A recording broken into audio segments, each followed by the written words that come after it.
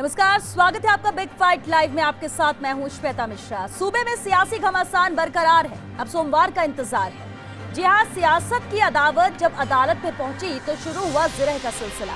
Pilot खेमे के वकील हरीश साल्वे ने फ्रीडम ऑफ स्पीच की दुहाई देते हुए नोटिस खारिज करने की मांग की। साथ ही कहा कि सदन से बाहर हुई बैठक के लिए कार्रवाई नहीं की जा सकती। वह स्पीकर का पक्ष रख रहे वकील अभिषेक मनु सिंघवी ने तो यहां तक कह दिया कि ना तो मामले में कोर्ट दखल दे सकता है और ना ही दल बदल कानून को खारिज किया जा सकता है, जिसके बाद हाईकोर्ट ने मंगलवार शाम तक नोटिस पर कार्रवाई करने से रोक लगा दी। साथ ही मामले की अगली सुनवाई सोमवार को मुकर्रर कर दी। मुख्य सचेतक महेश जोशी कल तक अपना जवाब हाईकोर्ट में पेश करेंगे, जिसके बाद सोमवार को होगी निर्णायक सुनवाई। ऐसे में हर किसी को इंतजार है सोमवार का और हर किसी के जहन में है सवाल कि आखिर किसके हक में आएगा फैसला। क्या कम होगा सियासी अदावत का फासला? क्या वकीलों की दलीलें काम आएंगी? क्या बागी विधायकों की सदस्यता बच जाएगी? सोमवार को किसे मिलेगा सोम और मंगलवार को किस पर भारी होगा मंगल?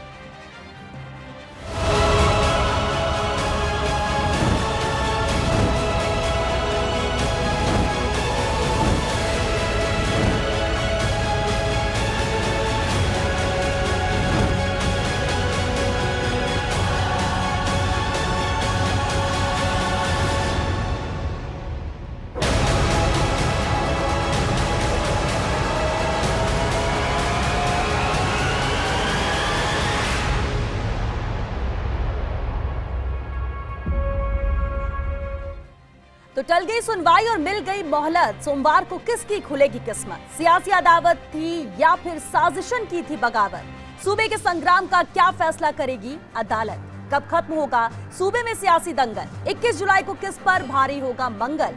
और सबसे बड़ा सवाल, किसे मिलेगा सोम, किस पर भारी मंगल? बिग फाइट में बहस आज है मुद्दे पर, और बहस के लिए हमारे साथ बेहद खास मेहमान मौजूद है। चलिए उनसे रूबरू करा दे आपको। हमारे साथ पीसीसी उपाध्यक्ष और मीडिया चेयरपर्सन अर्चना शर्मा जी हैं, बीजेपी विधायक जोगेश्वर गर्ग जी हैं, वरिष्ठ अधिवक्ता ए के जैन साहब हमारे साथ हैं, वरिष्ठ अधिवक्ता अभिनव शर्मा जी हमारे साथ हैं और साथ ही वरिष्ठ अधिवक्ता पूनम चंद भंडारी जी भी हमारे साथ हैं। बहुत स्वागत है आप सभी का बिग फाइट लाइव में। पूनम चंद जी, लगातार कल से इसे लेकर हम चर्चा भी कर रहे हैं और बेहद अहम फैसला यहाँ पर इंतजार है उस फैसले का, लेकिन अब सुनवाई 20 तारीख के लिए टल गई। 20 तारीख को सुबह 10 बजे सुनवाई होगी और साथ ही साथ ये भी कहा गया कि 21 तारीख शाम 5:30 तक कोई एक्शन नहीं लिया जाएगा इस नोटिस के खिलाफ। अब ऐसे में सवाल यही कि सोम किसके लिए अच्छा और मंगल किसके लिए भारी पड़ेगा? दोनों पक्षों की बात करें तो देखिए, मैं तो आपको शुरू से मेरी राय बता दी है जी कि 100% ये नोटिस क्वैश होगा और पायलट को इसका बेनिफिट मिलना ही मिलना है। जिस हिस्ट्री मैनर से काम किया गया है, 2 दिन का नोटिस देना, कांग्रेस पार्टी को एक्शन लिया नहीं, ये सारे, और विदाउट जुरिसडिक्शन बता रहा हूँ मैं आपको, कोई डॉक्यूमेंट है नहीं, कोई एविडेंस है नहीं, दल बदल का क्या उन्होंने किया है ये कहीं रिकॉर्ड पर नहीं है।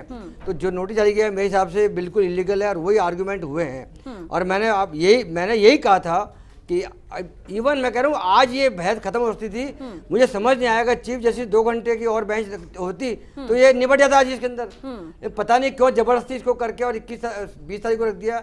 मैटर लिंगरन किया जा रहा है। ये बहुत छोटा सा इश्यू इन्वॉल्व है कि जो नोटिस जारी किया गया है वो सही है या गलत है, इतना ही तो देखना ही है। तो टाइम का जहाँ तक सवाल है, 3 दिन का दिया है, 7 दिन का नहीं दिया, तो वो उसका प्रेरोगेटिव है। हालांकि रूल्स में तो ये 7 दिन का टाइम देना चाहिए था, 3 दिन का दिया है। लेकिन जिस तरह से रात को जाके घर पे नोटिस चिपकाना, ये प्रोसीजर के खिलाफ है। एक्चुअली में पर्सनल नोटिस शामिल हुआ नहीं है, तो स्पीकर को इतनी जल्दी नहीं करनी चाहिए थी। इसलिए मैं कह रहा हूँ ये नोटिस बिल्कुल क्वैश होगा। सोमवार का जो दिन है उस दिन बहस होगी, बहस के बाद में यही फैसला होना है मेरी अपनी राय के अंदर। बाकी जो कोर्ट है, आजकल कोर्ट में कुछ भी कर सकती है, कोई कुछ नहीं कर सकता। कभी बैठ के सुन सकती हैं, कभी बैठ के उठ सकती हैं। अब 3 दिन भी टाल दिया। जब कल 7:40 बैठे थे तो कल से मुकदमा आज पे रख दिया। तो कल 7:40 पर बेंच क्यों बनाई गई थी समझ में नहीं आ रहा है। आज एक बार सुन लिया आपने, 4 घंटे सुन लिया, 2 घंटे और सुन लेते क्योंकि अभिषेक मनु सिंघवी की बहस हो गई। और जनरली क्या होता है जब दूसरे पक्ष बहस करते हैं ना तो करीब करीब सारी बहस एक जैसी सबकी होती है। तो जो पहले बहस करता है वो तो लंबा टाइम उसको मिल जाता है और बाकी फॉर्मल बहस कर लेते हैं। और ये फैसला आज हो सकता था और कोर्ट को भी आज दिखा देना चाहिए था, लेकिन अब मंडे को कोई रखा तो गया वजह होगी ना पूनम चंद जी, कोई तो वजह होगी, क्योंकि भरोसा पूरी तरह से कोर्ट पर रखता है। कोर्ट भी ये नहीं चाहती है कि जल्दबाजी में कुछ हो जाए, और शायद ये वजह हो सकती है कि अभी सुना जा रहा है और इसलिए अब इसे आगे बढ़ा दिया गया है। कोर्ट में जल्दबाजी क्या हो रही है?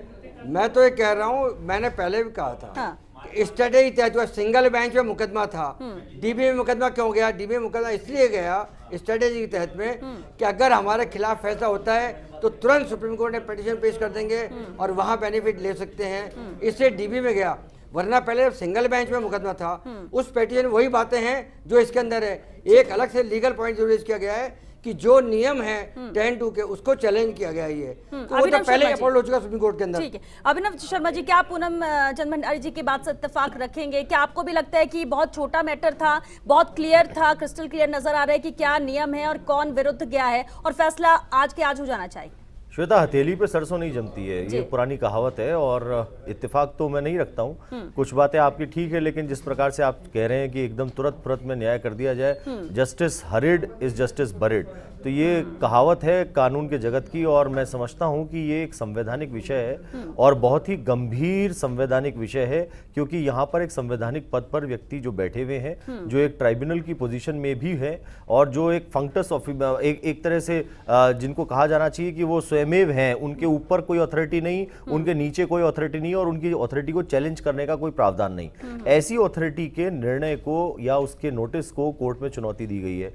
कोर्ट को भी एक बारीक थिन लाइन के ऊपर फैसला करना है, और सारी चीजों को देख भालने के बाद में ही फैसला किया जा सकता है। आनन फानन में इस प्रकार के गंभीर विषय वस्तु जो होते हैं, जो संवैधानिक मुद्दे होते हैं क्षमा चाहता हूं, उन पर फैसला नहीं किया जा सकता है। और आज कोर्ट में जो सुनवाई हुई है, उस पूरी सुनवाई में एक पक्ष के द्वारा ये बातें रखी गई, हरीश साल्वे जी ने बहस करी है, उसके बाद में मुकुल रोहतगी जी ने बहस करी है, और दोनों ने ये बताने की कोशिश करी कि जो फ्रीडम ऑफ स्पीच है वो आर्टिकल 19 में एक हमारा फंडामेंटल राइट है। आप अगर फंडामेंटल राइट को कर्टेल करते हुए कोई नोटिस देना चाहते हैं तो वो असंवैधानिक होता है। ये एक मोटी संवैधानिकता पर बहस की गई, और ये कहा गया कि जो 10th शेड्यूल है उसके 2(1)(a) को जो पढ़ा जाना है वो हाउस के संदर्भ में पढ़ा जाए, क्योंकि वो पूरा 10th शेड्यूल जो है वो हाउस यानी सदन के बारे में है, न कि सीएम हाउस या फिर फेयरमाउंट होटल के बारे में है। और इसलिए उन्होंने ये आर्ग्यूमेंट रेज किया वहां पर कि ये जो नोटिस दिया गया या जो भी व्हिप जारी करी गई वो तथाकथित तौर पर एक प्राइवेट पब्लिक प्लेस में बुलाने की बात की, जैसे सीएम साहब का रेजिडेंस है वहां पर बुलाया, फिर उसके बाद आपने एक होटल में बुलाया, तो ये सारी चीजें हाउस में बुलाने के लिए नहीं थी। और ऐसा क्या किया? उनका ये कहना था बार बार आर्ग्यूमेंट के अंदर कि सूबे के मुख्यमंत्री पर अगर एक उप मुख्यमंत्री शिकायत या आरोप लगा रहा है तो ये, और वो पार्टी छोड़ करके नहीं जा रहा है, वो पार्टी के अंदर बैठा है, अपने हाईएस्ट हायरार्की को जगाना चाहता है और उनसे बात करना चाहता है, और हाईएस्ट हायरार्की उसको रेस्पॉन्ड नहीं कर रही है, तो ये मेरी फ्रीडम ऑफ स्पीच का हनन है, ये कहना था उनका। और कोर्ट को इन्हीं बारीक चीजों को तय करना है, जिसमें समय लगेगा, गंभीरता से विषय होना चाहिए था, उस पर निर्णय हो रहा है। ठीक है, यानी उम्मीद कर सकते हैं कि सोमवार को जब पूरा दिन ही रहेगा, सुबह 10 बजे से सुनवाई हो, तो हो सकता है कुछ निष्कर्ष पर पहुंचे और फैसला भी हो। AK जैन सर भी हमारे साथ है। जैन साहब, ये तो एक मामला हो गया याचिका को सुनवाई को लेकर, लेकिन अब एक जो अहम है और हॉट इशू अभी है वो मानेसर को लेकर है। SOG वहां पर पहुंचती है, और जिस तरह से हम पहले भी चर्चा कर रहे थे, SOG को पहले बहुत देर इंतजार करना पड़ता है और उसके बाद एंट्री। नियम क्या है? और अगर SOG वहां पहुंची थी ऑडियो सैंपल के लिए या उनसे पूछताछ करने के लिए, बातचीत करने के लिए इस मामले को लेकर, तो क्या SOG को भी तो पूरी जानकारी होगी, वो भी पूरी तैयारी से गई होगी, लेकिन इसके बावजूद भी वहां पर रोका गया हरियाणा पुलिस द्वारा? देखिए, क्या कहता है सुप्रीम कोर्ट ने एक बार CBI के लिए कहा था कि ये केस पैरेट है, मतलब पिंजरे में बंद तोता है, और ये सत्ताधारी पार्टी का तोता है। यदि SOG के लिए ये कहा जाए कि आज की डेट में SOG राजस्थान की सत्ताधारी पार्टी का या राजस्थान की सरकार का तोता हो गया, तो कोई गलत बात नहीं की जा रही। SOG ने 3 मुकदमे दर्ज किए हैं। पहले मुकदमे जिसमें 2 लोगों को गिरफ्तार किया गया, धारा 124A जिसे देशद्रोह कहा जाता है। आज 2 मुकदमे दर्ज किए गए हैं। महेश जोशी की, जो कि चीफ विप हैं, उनकी कंप्लेंट पर FIR पर दर्ज किए गए हैं। FIR के अंदर महेश जोशी ने इतनी भी हिम्मत नहीं दिखाई कि वो नाम लिख सकें उसमें। वो लिख रहे हैं A ने B को फ़ोन किया, B ने C को फ़ोन किया, A ने B को फ़ोन किया। उन्होंने उसमें यहाँ तक नहीं लिखा है कि ये विश्वेंद्र सिंह ने गजेंद्र सिंह से बात की। मीडिया में तो ये कहा जा रहा है, पर जो FIR दी गई है उसमें किसी भी व्यक्ति का नाम नहीं लिखा गया। जब किसी भी व्यक्ति का नाम नहीं लिखा गया, तो मात्र पैसे लेन देन की बात से लेकर देशद्रोह का अपराध, जिसके लिए लोकमान्य तिलक का मामला सबसे पहले आया था इस देश के अंदर, क्योंकि इंग्लैंड से सेडिशन लॉ लिया गया था जिसमें यह कहा गया था कि आर्म्ड रिवॉल्यूशन अगर किया जाए तो देशद्रोह की धारा लग सकती है। परंतु तब अंग्रेज जज थे, तो लोकमान्य तिलक के मामले में उन्होंने ये कह दिया था कि नहीं, अदरवाइज जो कॉन्स्टिट्यूशनली सेलेक्टेड गवर्नमेंट है, अगर उसको नॉन कॉन्स्टिट्यूशनल मीन्स से ओवरथ्रो किया जाए तो वो उसकी डेफिनेशन के अंदर आ गया। उसके बाद केदारनाथ सिंह का जजमेंट आया। स्वतंत्रता से पहले कांग्रेस का बार बार ये स्टैंड था कि आजादी प्राप्त होते ही 124A को हम भारतीय दंड संहिता से हटा देंगे, पर आज 124A का अपराध क्या कह के दर्ज किया गया कि सरकार को ओवरथ्रो नहीं किया जा रहा है। एक मुख्यमंत्री जो कि राज्यपाल द्वारा नियुक्त होता है, संविधान की अगर हम बात करें तो मुख्यमंत्री की सरकार जैसा कोई शब्द हमारे संविधान में नहीं है। राज्य की सरकार की बात है, सरकार का मुखिया बदलने की बात अगर एक हो रही है और उसके लिए पैसे का लेन देन हो रहा है तो वो राष्ट्रद्रोह किया जा रहा है और राष्ट्रद्रोह का अपराध किया गया, दर्ज किया गया है एक केंद्रीय मंत्री के खिलाफ। एक यूनियन मिनिस्टर अगर देशद्रोही है तो मुझे लगता है न तो केंद्र सरकार को रहने का हक है न राज्य सरकार को रहने का हक है। इससे ज्यादा खुला दुरुपयोग एसओजी का कहीं नहीं हो सकता। एसओजी की टीम ने एक पुराने सर्कुलर के आधार पर यह कह दिया कि ये सीआईडी से भी ट्रांसफर करेगी। अब सीआईडी और एसओजी दोनों मिलकर बिना कोर्ट से कोई नोटिस लिए, बिना कोर्ट से कोई वाइस सैंपल का ऑर्डर लिए, जिस एफआईआर में ये तक नहीं लिखा हुआ है कि ये किन किन लोगों के बीच की बातचीत है और महेश जोशी के पास ये बातचीत कहां से आ गई, क्योंकि महेश जोशी से तो कोई बातचीत हुई नहीं। कायदे से तो मुकदमा आईटी एक्ट में और जो पीयूसीएल वर्सेज स्टेट का जजमेंट है टेलीग्राफ एक्ट के तहत महेश जोशी पे दर्ज होना चाहिए कि उन्होंने इलीगल टेपिंग कहां से कर ली। पर आखिर इस तमाशे को ये सारा केस क्या है? मैं इस बात को जस्टिफाई नहीं करता कि पैसों को लेन देन करके सरकार, पर उसके लिए भ्रष्टाचार निरोधक ब्यूरो है जहां मुकदमा दर्ज होना चाहिए। इस देश में 5 सांसदों को सजा हुई है पैसे लेकर वोट देने के मामले में। यानी जैन साहब, ये एसओजी का दुरुपयोग हो रहा है, ये आप हमारे इस पूरे खुला दुरुपयोग हो रहा है, मेरा ये मानना है। अर्चना जी भी हमारे साथ हैं। अर्चना जी, आपने सुना एसओजी जांच कर रही है, एसओजी की जांच में उसके जांच की रिपोर्ट क्या आती है उसका इंतजार करना होगा। ये राज्यसभा चुनाव के पहले की बात थी। अभी एसओजी जिस तरह से मानेसर पहुंची है सीआईडी-सीबी के साथ और वहां पर काफी देर इंतजार करना पड़ा, पेपर शो हुआ और उसके बाद उनको अंदर एंट्री मिली है, लेकिन सत्ता ही एसओजी को चलाती है, एसओजी का दुरुपयोग हो रहा है, ये बात सामने आ रही है। और इससे लेकर बीजेपी की तरफ से भी बयान ये आया और कहना यही कि इस मामले को सीबीआई को सौंप देना चाहिए।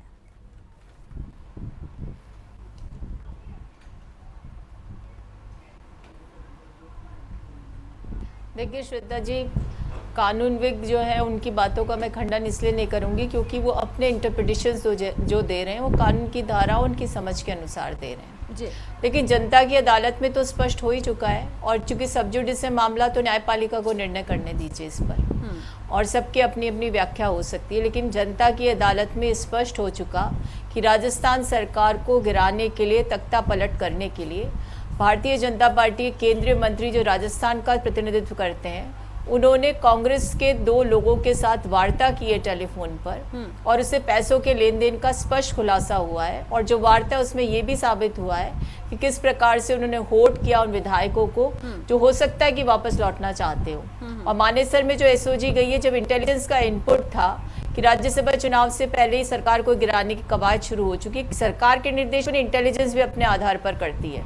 जब इंटेलिजेंस को ये पता चलता है तो अपने आधार पर जांच करती है और इंटेलिजेंस को ये पता चला 2 लोगों को डिटेन किया और लोगों की पूछताछ के आगे मुझे लगता है कि ऑडियो, अब ये ऑडियो के लिए कहा जा रहा है कि साहब ये कैसे आ गया, हो सकता है बीजेपी ने कर दिया हो, या आप कैसे कह सकते हैं खाली हम लोगों की ये यहाँ से आया है। ऑडियो चल रहा है सोशल मीडिया पे और उस ऑडियो की तथ्यात्मकता इस बात से स्पष्ट हो जाती है कि कुछ विधायक दर्जन भर मानेसर में हैं और उनको संरक्षण कौन दे रहा है, किसकी छत्र छाया में? हरियाणा सरकार जो भाजपा शासित राज्य है। और जब एसओजी वहां पहुंचती है तो कहा जा रहा है साहब कोऑर्डिनेशन नहीं है, फिर इतनी सारी पुलिस कैसे आ गई और पुलिस का प्रोटेक्शन क्यों है और इतने समय से वो विधायक वहां पर रह रहे हैं, कैंप कर रहे हैं। तो ये सारी बातें बिल्कुल एक तरह से कहते हैं ना, जॉइनिंग ऑफ डॉट्स होती जा रही है। अब जो स्पीकर हैं उन्होंने जो नोटिस दिया तो भाई स्पीकर को स्पष्टीकरण देने के लिए आ जाना चाहिए था ना। आप कांग्रेस में ही हैं, आप कांग्रेस के प्रति निष्ठा रखते हैं सबके सब, तो क्यों आप सीधे न्यायपालिका की शरण में चले गए? इससे साफ पता चलता है कि इनकी दाल में कुछ काला है। और जब दाल में काला है और एक दलाल या मिडिल मैन है वो स्पष्ट रूप से वार्ता कर रहा है फोन पर, और जिनसे वार्ता कर रहा है वो कह रहे हैं कि होटल में रहने वाले जो लोग बाहर निकलेंगे तो अपने आप ही सरकार गिर जाएगी।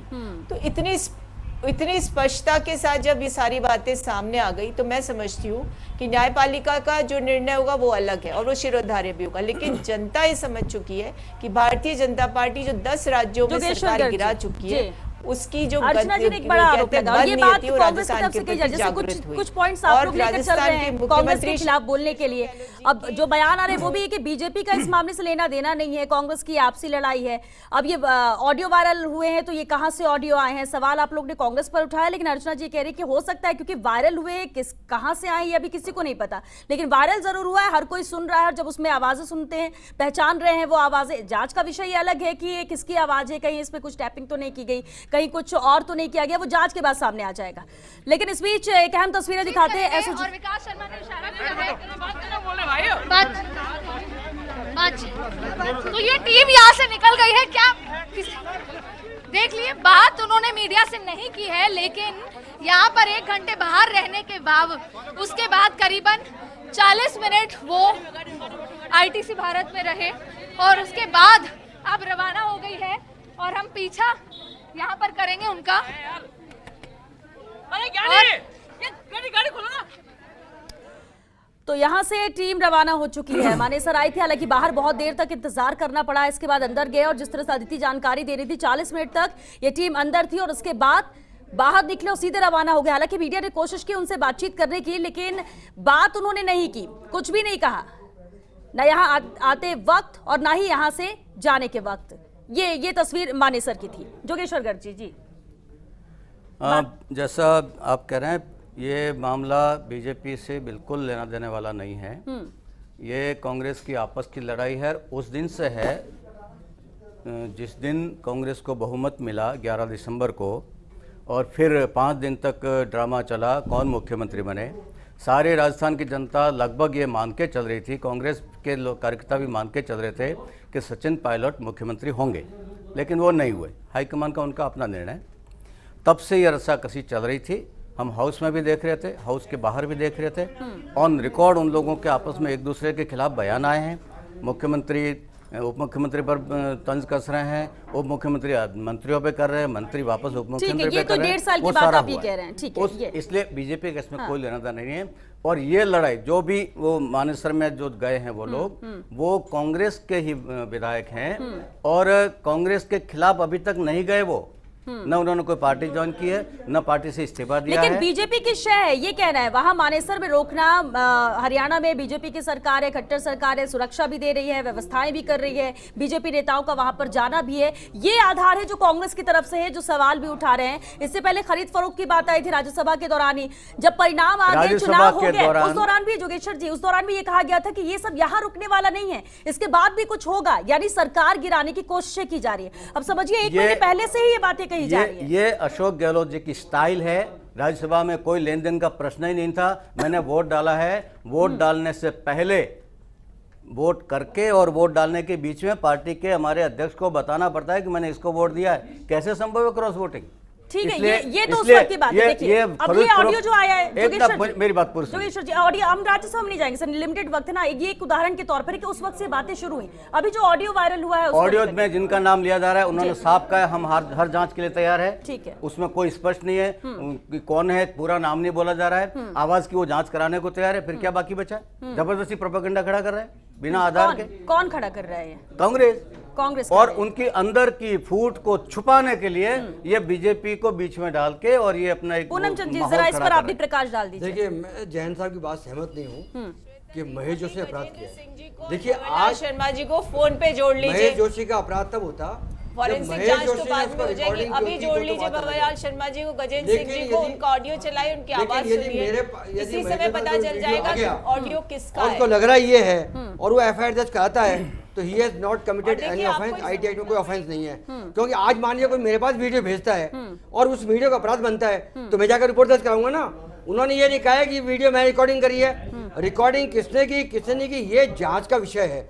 और किसी ने रिकॉर्डिंग कहां से आया ये किसी को पता नहीं है। ये ऑडियो जो वायरल हो रहा है वो कहां से आया ये किसी को पता नहीं है, लेकिन अब ये है जिसकी बातें कही जा रही है वो वही ऑडियो है, उन्हीं की आवाज या नहीं है, ये जांच का विषय अभी फिलहाल प्रायोरिटी। देखिए संजय जैन को अरेस्ट किया उन्होंने, डिटेन किया या अरेस्ट जो भी किया है, तो बता रहे हैं तभी तो एसओजी वहां क्यों गई मुझे बताइए।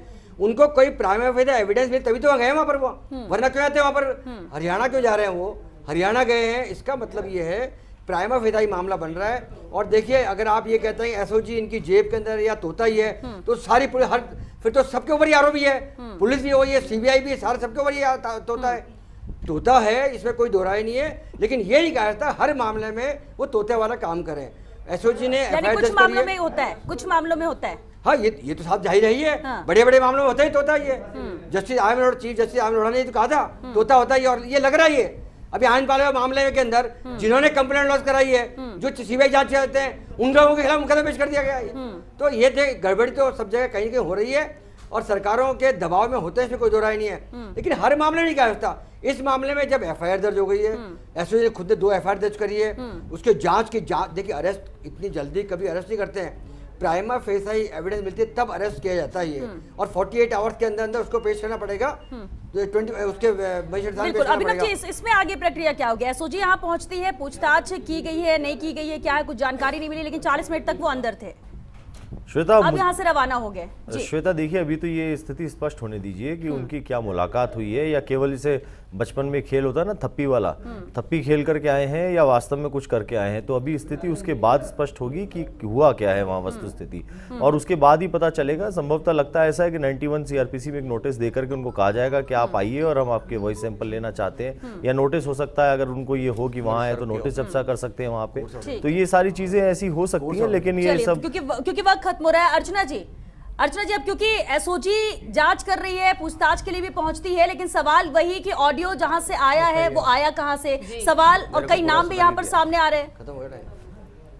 अर्चना जी सवाल कांग्रेस पर उठाए जा रहे हैं कि इनके तरफ से ही इसे लीक किया गया या वायरल किया गया, ये बयान आ रहे हैं दूसरी तरफ। श्वेता जी सब स्पष्ट हो जाएगा जी।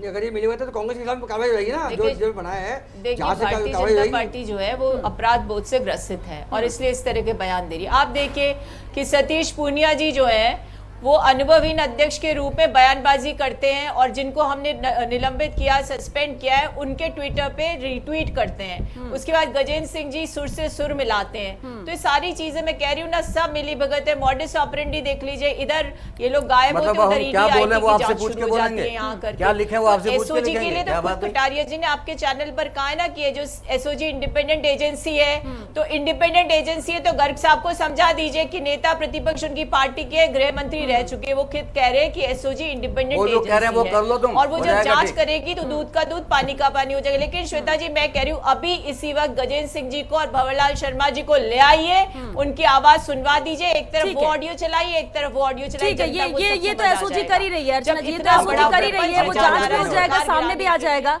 लेकिन क्योंकि वक्त खत्म हो चुका, बहुत शुक्रिया आप सभी का इस चर्चा में शामिल होने के लिए। लेकिन देखिए एसओजी तो जांच कर रही है, सैंपल लेने के लिए गई है, और वैसे भी जो आम जन है ऑडियो पहुंच रहा है उनके पास, वो सुनेंगे तो जिसकी आवाज वो सुनते हैं उनको लग रहा है कि ये भी आवाज टेम्पर्ड किया गया है या कुछ और किया गया, ये जांच में एसओजी सामने लेकर आ जाएगी। लेकिन दूसरी तरफ अहम इस याचिका को लेकर सुनवाई की बात है, तो चलिए सोमवार और मंगलवार किसके लिए ये सकारात्मक रहता है और किसके लिए नकारात्मक, इसके लिए इंतजार करते हैं, क्योंकि किसी न किसी पर तो मंगल भारी पड़ेगा। कार्रवाई 5:30 बजे तक 31 तारीख के लिए कहेगी, उससे पहले नहीं हो सकती है। तो सुनवाई जरूर सोमवार को होनी है सुबह 10 बजे से, और ऐसे में तस्वीर साफ होगी कि किसके पक्ष में फैसला इस मामले को लेकर होता है। चलिए इसी के साथ दीजिए इजाजत, नमस्कार।